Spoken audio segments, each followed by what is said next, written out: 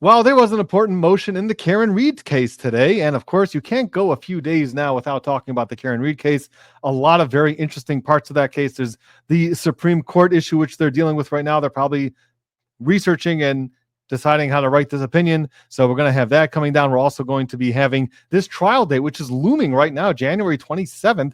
And there's a lot that this new prosecutor wants to get done. So there's going to be a lot of hearings coming up. There's going to be a lot of movement on that case. So today was one of those days. We had a motion hearing and they discussed a number of different motions. So if you're looking for a place to break down and recap everything that happened in a clear and simple way, well, then you've come to the right place. That is exactly what we're going to be doing today. And I'm not going to be playing the entire hearing and going through each motion step by step. I'm just going to recap it for you right now in hopefully a couple of minutes. So you'll be all caught up on what's going on with the Karen Reed case. So one of the motions that was filed today was a motion that was heard today. Of course, it was filed before and there was responses, is a motion to get some more phone records. And one of the phone records that they want to get, the state wants to get, the Commonwealth wants to get, is the phone records of Mr. Reed, Karen Reed's father. And there was some communication that day between Karen Reed and her father. So they want to get Mr. Reed's phone records. And the defense objected to that.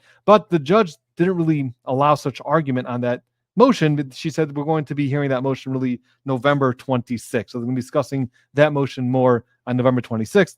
The carriers have to be advised, the third parties have to be advised, and they have to be given the opportunity to respond or argue or something. So we're going to be waiting for November 26th to hear anything that has to do with that specific motion. So that is what we call a punt. So they punted on that motion and they had to move on to the next motion. So the next motion they talked about was the defense's motion for relief from impounding the sidebars, which means that the sidebar conversations, every time that there is a sidebar, so there's a lot of them in this case, a lot of them in a lot of trials, you always have to sometimes have a sidebar with the judge to talk about certain objections or certain things that the jury can't hear or shouldn't hear, or shouldn't hear yet. So you have to talk with the judge about that. And of course, all those sidebars are recorded and they could be transcribed. So the defense wanted these conversations to be not impounded anymore. Impounded means that it's under seal.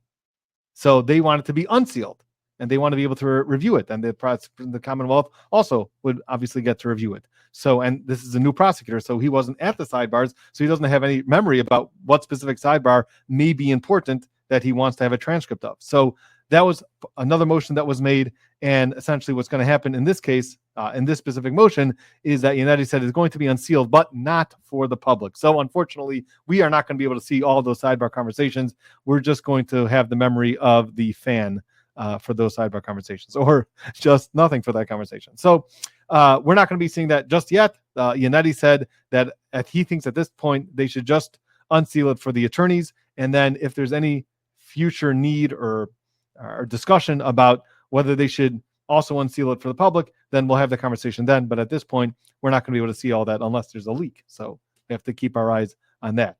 Well, then they moved on to another motion. And this is a motion for the discovery of communications in possession of and control of the Commonwealth. And really, this is what they're asking for. They're asking for the DA Morrissey's emails and text messages that he apparently had with Jennifer McCabe and some of the other McCabe families. And there were some conversations and some ex parte communications that have to do with this case. And therefore, they want all of those communications turned over. Now, the prosecutor, this new prosecutor, got up and he did say that he is of the belief that you should turn over as much as you can, and he is turning over as much as he can, even things that he believes that he doesn't really is not really required to turn over. He's still turning over those communications. So he is completely, at least what he represented to the court, is that he is he's completely on the side of the defense to turn over as much of this communication as possible. So he has no problem apparently turning over DA Morrissey's emails and text messages.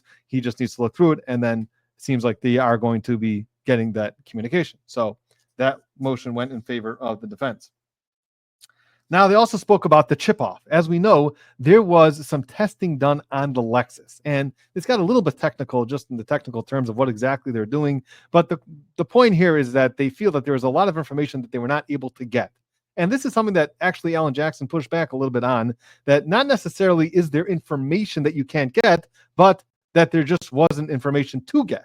So that is going to be the question, whether there is information, and now that there's better technology and better systems and better software, that maybe they're able to download some more information that they weren't able to get before. So this is the prosecution. This is this new prosecutor who wants to do further testing on the infotainment system and some other systems that are part of the Lexus that can give them more data, more information about what exactly was happening with the Lexus that night. So this was the prosecution's motion, and really the prosecutor said that he doesn't really need to file a motion to test. This is really within the search warrant that was already issued, so he can really technically test by himself without even asking the court for it. He's just letting the defense know that he's going to test for it. He's going to do further testing on the Lexus so that they can know about it, and they, it's part of discovery. So they can hire their own experts or be aware of some further information or further reports that are going to be generated as a result of this further testing.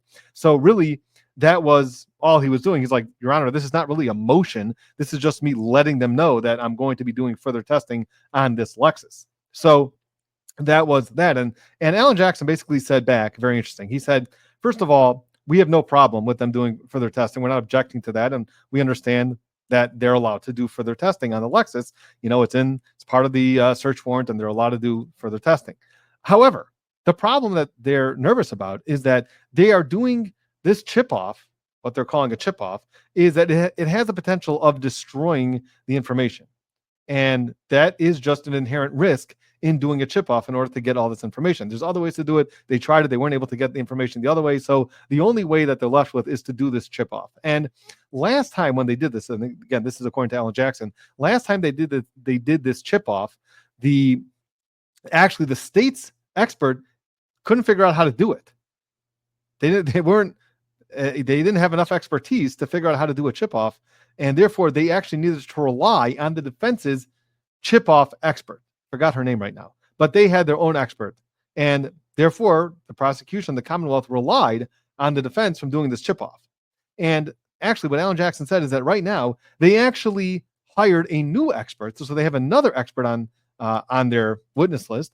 And this expert actually specializes just specifically in chip-offs.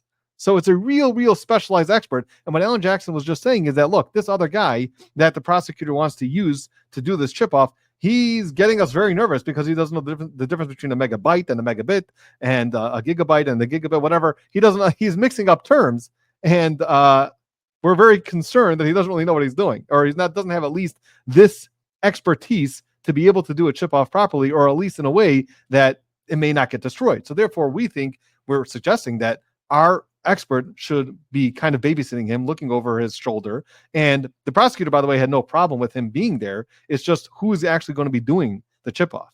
So the prosecutor said, we're going to be doing it. This is our investigation. We're allowed to do it the way that we want. We can hire our experts. And the prosecutor maintained that their expert is extremely qualified to be able to do this chip off. So the defense can't tell us how to do this, but of course they can be part of it. They can see it. They can look over his window. They can give any critique. They can write a report about it and say how the guy messed up. They're allowed to do that. But in terms of actually doing it, the prosecutor is saying that we have our expert to do it. So Alan Jackson just responding, look, if our expert, who's a real expert in just chip offs, that's what his expertise is, doing chip offs. So if he's there watching this and he's saying, hey, what you're about to do is very dangerous, or what you're about to do is going to lose information, or I'm telling you, just stop what you're doing. So let our expert have the ability that if he sees something fishy that the other expert is doing, who mixed up megabytes and megabytes. So if that expert, if he feels that this expert's about to do something that's not a good idea, that they should be able to put everything on pause, call the lawyers, and then they'll figure out how to do it. And if the lawyers can't figure it out together, so then they'll involve the judge, they'll file a motion, whatever it is. So that was really Alan Jackson's response to this motion by the prosecutor to do further testing on the Lexus and the infotainment system, was just simply that our experts should be there. And in case they run into any sort of this disagreement, that our experts are real experts, so that we should be able to pause it and figure out with the court what we're going to be doing in terms of the process of how that chip off is going to look. And it seems that the judge was not going to grant that part of the motion. I don't think she's going to grant that part. She's probably just going to let the prosecutor just do what you want. I don't think she made a ruling about this specific issue at the time. I think she took everything under advisement. But what I understand is that she's most likely not going to grant the Alan Jackson's request here. She's going to let the prosecutor do what they want, and if the defense has a problem with it, then they can make an issue of it by calling their expert and explaining why what this guy did was wrong, and therefore maybe it's corrupted or whatever it is. So that is what happened in terms of the testing the Lexus. Then there was the motion to adjourn the trial. Okay, so right now trial is scheduled for January 27th. Now, if they want to do all this testing, now one of the things that they need to do is this chip off. This chip off takes some time. It takes about 2 weeks, I guess, to get all the information, to get it readable, to get it into a report that you can use. So they need some time to do that. Then after that, what has to happen is that they have a reconstruction expert. So one thing that we do know is that the prosecutor did actually hire a reconstruction expert. And this is what I been saying from the beginning on this case, is that the Commonwealth needs a real biomechanical expert. And that's what these reconstructionists do. That's what these biomechanical engineers do. They reconstruct these accidents and try to figure out how this happened. So if the Commonwealth is going to have their expert, their reconstruction expert, and this reconstruction expert is going to need that report from the chip off, which is going to take a couple of weeks, and then he has to run all of his testing, we may be running up until trial, and we may not have all this information ready yet. And the prosecutor is basically saying, I know I'm coming in late, and that's not an excuse. Of course not. I understand that, but I'm still, it seems like from the testing and from the different things that we're still continually doing and getting the phone records, if the judge grants that motion, and all these other experts that we're looking at. So, we just may not have everything ready to go for trial in January 27th. So that's essentially what he's saying. But I thought was interesting that it seems like they did hire a reconstruction expert, and we have to see what his conclusions are going to be. And if his conclusions are going to be in contradiction to the ARCA experts, I think that's going to be very interesting to see as this new trial plays out, what this new expert is going to say in contradiction to the ARCA experts. And if the ARCA experts are going to change their mind, because that can really make or break the case. So we'll see what this eventually happens with this reconstruction expert. But that's part of the reason why the Commonwealth wants to adjourn the trial. And the most that they want to go to is April 1st. So really, they're asking for a 2-month extension for the trial to begin April 1st. So it seems to me, just my feeling about this and just being in the same arena a bunch of times, is that this type of adjournment will get granted. It's only a couple months, and you would think that it's going to get granted. What's that going to do to the civil case? Because the civil case was only stayed until January 27th. We'll have to figure that all out in the civil arena. Maybe they'll extend it also, this stay, for another 2 months. But in terms of this actual motion being granted, I see that it will get granted. The defense also it was a joint motion. So it was a motion by the Commonwealth, and it was joined together by the defense. So the defense was also seeking an adjournment. And generally speaking, if you're the defense, especially in Karen Reed's case, you don't want extensions because it gives prosecution more time to get more evidence to point to your guilt. And you have a very solid case now. You want to go to trial as soon as possible. But Yannetti joined the motion because he said, look, if they're going to have all these experts, and now we're going to need some time to combat those experts or hire new experts or take this back to the ARCA experts, see what they have to say with this new reconstructionist report and this new chip off or whatever they get from the more information that they get from the Lexus. So we need some time to figure out what we're going to be doing with that information also, and hiring our experts. So, that's why they're both agreeing, look, we may need some more time in here, so let's adjourn the trial 2 months. I personally would prefer the trial to happen sometime in March, but I don't mind January, but if it's going to be adjourned, I don't want it to be adjourned all the way to April, but I prefer it to be in sometime in March, but we'll see what happens. And my gut feeling here is that the judge is going to grant the adjournment, so they're going to have most likely more time. Now, there's also one more issue that was brought up, and that was the Daubert hearing. What's the Daubert hearing? Well, a Daubert hearing is when you want to introduce or bring an expert to testify, then the other side can challenge that expert. It's called a Daubert hearing, and challenge that expert's methodology, challenge the expert's expertise in this area. And what the prosecutor wants to challenge is Dr. Marie Russell. Now, you'll all remember Dr. Marie Russell. Marie Russell actually came as an 11th hour expert witness. What happened there is that she actually reached out on her own because she was getting some reports about the case. She's an LA ER physician, and she was a forensic pathologist. So she was, I guess, reading about the case, seeing the pictures of John O'Keefe's arm, and she felt very strongly that from her experience, those injuries to his arm came from a dog bite. It came from an animal attack, and not from getting a car backed into your arm. That's just what her opinion was. So she actually reached out, and eventually it came to Alan Jackson's notice came to his knowledge that she was around and available to testify and wanted to testify, and therefore that's how they contacted each other and got her to eventually to the judge. Now, Judge Cannoni, to her credit, allowed this expert to testify. Now, of course, there was a little bit of a proffering of her testimony first, and they went through that argument during last trial, and eventually she allowed her to testify, although she limited what she was allowed to testify about. I don't know if you guys all remember that, but she did limit what Dr. Marie Russell was allowed to testify about. She was allowed to testify that those injuries are consistent with the dog bite. And I think that she did not allow her to testify that they are inconsistent with an automobile versus pedestrian accident. So she was not allowed to testify about that, but she was allowed to testify about these injuries being injuries that are a result from a dog attack. So Dr. Marie Russell already testified in the last trial, and now the prosecutor wants to challenge her, which I think is a decent argument. I mean, I think I can understand why they want to make this argument, because this is an expert that came at the 11th hour. So that's number one, like, who is this person? We didn't get to look into her enough. But I think once you hear her actual testimony and her actual experience in this, I think it's going to be very difficult to challenge her based on Daubert. And the reason for that is that she was an ER physician for like 29 years. She wrote articles specifically. She's published. So she has peer review articles that these are reviewed by other ER physicians and forensic pathologists, and they're all experts in their field, and they're reviewing her article about dog bites, animal attacks. That's essentially what one of her articles was about. And her article is officially used to train other doctors in how to determine dog bites, how to treat dog bites, things like that. So she is extremely, extremely well experienced and extremely well qualified. She was an ER physician in a very, very busy hospital. She was a forensic pathologist. She had 16 years of schooling post high school. I mean, this is a very renowned, qualified expert. And in dog bites specifically, she said she testified that she saw over 500 cases of dog bites.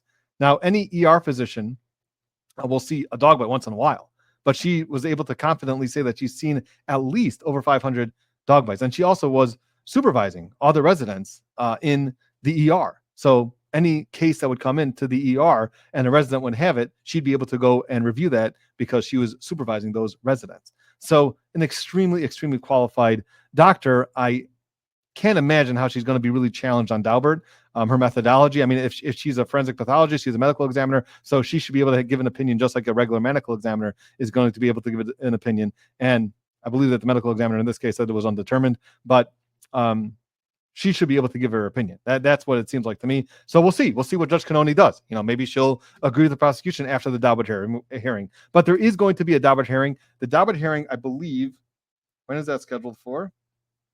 I'm not sure if I have it here. So I'm not sure when the Daubert hearing is scheduled for right now. I think it's sometime in December. So we'll have to come back and circle back about that. But anyway, that was the recap of all of the different issues that came up today. So the next hearing is going to be November 26th. That's going to be with respect to, I do have the Daubert hearing, December 12th.